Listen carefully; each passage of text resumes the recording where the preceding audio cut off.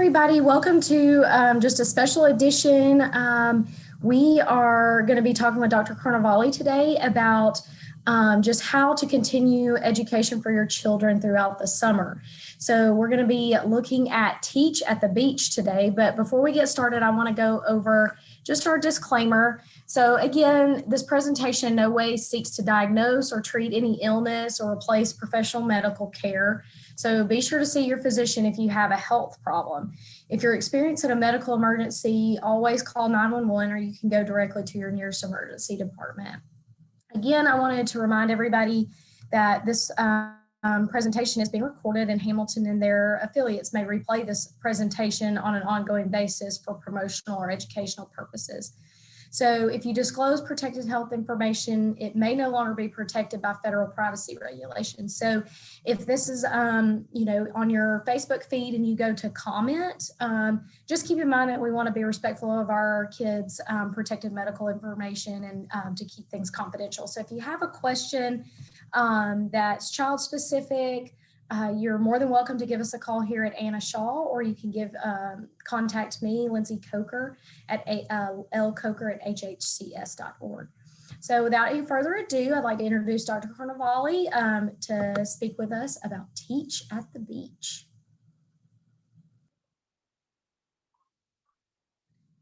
Good morning, everyone. Thank you for viewing this presentation. I think we're all ready after this long year with COVID to finally start to get out and enjoy the summer. We were very isolated this year, so it's exciting now to be able to get out and have a fun summer. I wanted to take this opportunity at the beginning of these summer months to wish you all a great summer, a safe summer, a relaxing and well-earned, well-deserved summer vacation. At the same time, I want to encourage parents about the importance of continuing to teach their children during the summer months.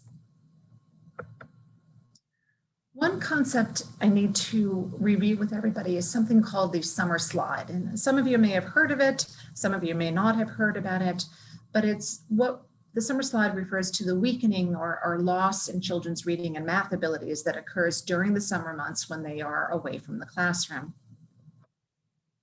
During summer, all children are at risk of losing a significant amount of the material that they had learned during the school year. Some families lose reading skills because they actually lack access to books or to enrichment opportunities. Students who lose reading ability during the course of the summer rarely catch up, and over time, the summer learning slide can add up to the equivalent of 2 to 3 years of reading loss. I'm especially worried this year because of the effect of COVID. Last year had a lot of holes in our education. There were children who couldn't go to school because they were exposed to COVID. Schools would shut down at times. Parents were trying to teach their children virtually. So it was a rough year from an education point of view. And I think going into next year is going to be a challenge. So we don't want to have any summer loss on top of that. Teachers spend about 6 weeks of the school year in reviewing things that children had seen prior to the summer that they had lost. Some children may take up into Thanksgiving and to return to the level of reading that they had achieved before leaving for summer break. Poor academic achievement may result from the summer slide, and a lack of academic achievement is the reason why students drop out of school. More than 1,000 students quit high school every day. High school graduates make roughly $17,000, $20,000 less than those who have four-year college degrees, and that gap's even higher for the kids who drop out of high school diploma. Children need a strong foundation of learning in order to stay on track and be able to have the foundation they need and progress to higher education or other activities or other tracks to become productive adults. So let's talk about preventing the summer slide. And the key to preventing summer slide is really parent involvement. If parents are involved in trying to teach their children in fun ways, we can make the slide much less. Some of the things we can do: first of all, this is a great time to visit the library and get a library card, especially if you don't have one. Look for summer reading programs, reading times at the libraries or bookstores. Again, this is now that COVID is over, this is a nice time to start to get out in small groups and have some socialization and be learning to read at the same time. Many bookstores and private businesses have reading motivational programs, so they know the importance of reading during the summer. So they will offer incentives or rewards, perhaps a free book if you have a reading log of so many books, or a free movie pass, or a free slice of pizza.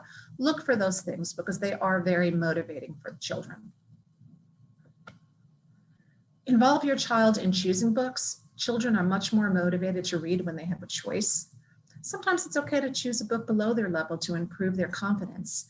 We want them to be happy. We want them to be confident.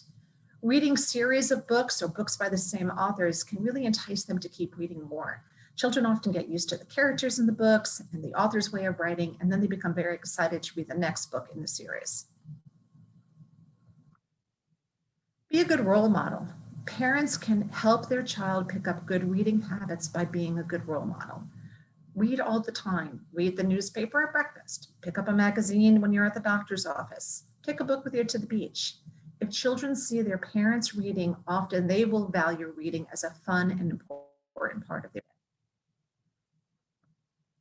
Keep reading material around everywhere. Have plenty of reading material.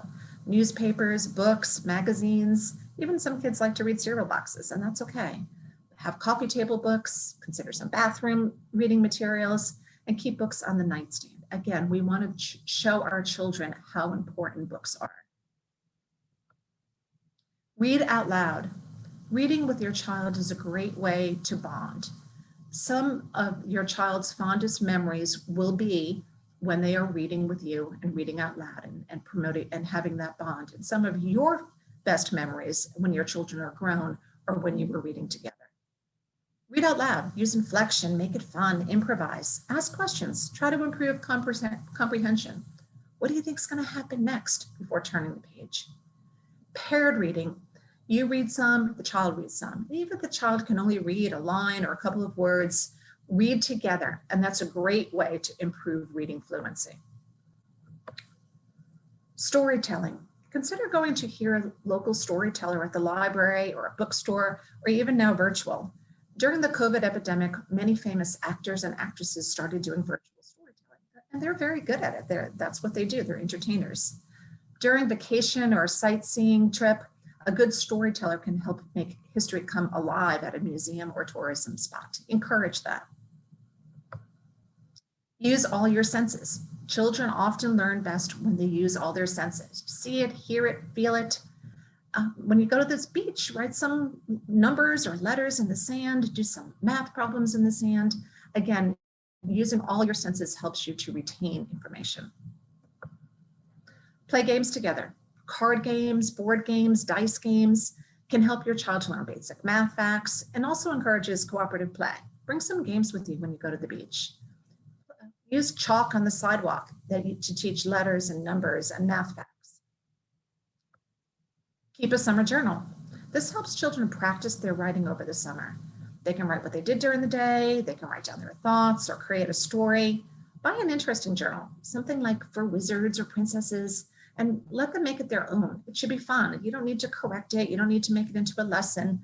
The goal is just for them to practice some written expression. Do some road trip games. Remember that, are we there yet? Are we there yet? Well, we can minimize that by finding fun things to do on the road.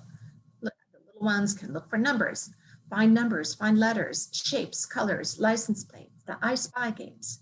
Listen to a good audiobook, download a story or get a CD from the library and listen to a story as you travel. For the older kids, let them help mapping it out. Where are we going? What routes are we going to take? What states are we going through? There are a couple of resources I wanted to let you know about. One is called Get Georgia Reading, and they have a very nice summer resource program that talks about all the different resources that are available. Georgia Public Broadcasting is also an excellent resource. They have online summer learning series where the children get to watch the characters they know from PBS Kids. Summer of Learning with Georgia Public Broadcasting and PBS Kids have some virtual screening events. They're going to have new digital learning activities. Georgia Home Classroom, in partnership with the Georgia Department of Education, offers some instructional TV broadcast. And they're also getting ready guides for grades K through 5 that are in partnership again with the Georgia Department of Education to help parents of young readers and learners in grades kindergarten through 5 keep the learning going over the summer and explore skills that will prepare them for the year ahead. So keep your brain in the game this summer, read, play some games, have some fun. So everybody have a great summer and continue to learn and read. Thank you.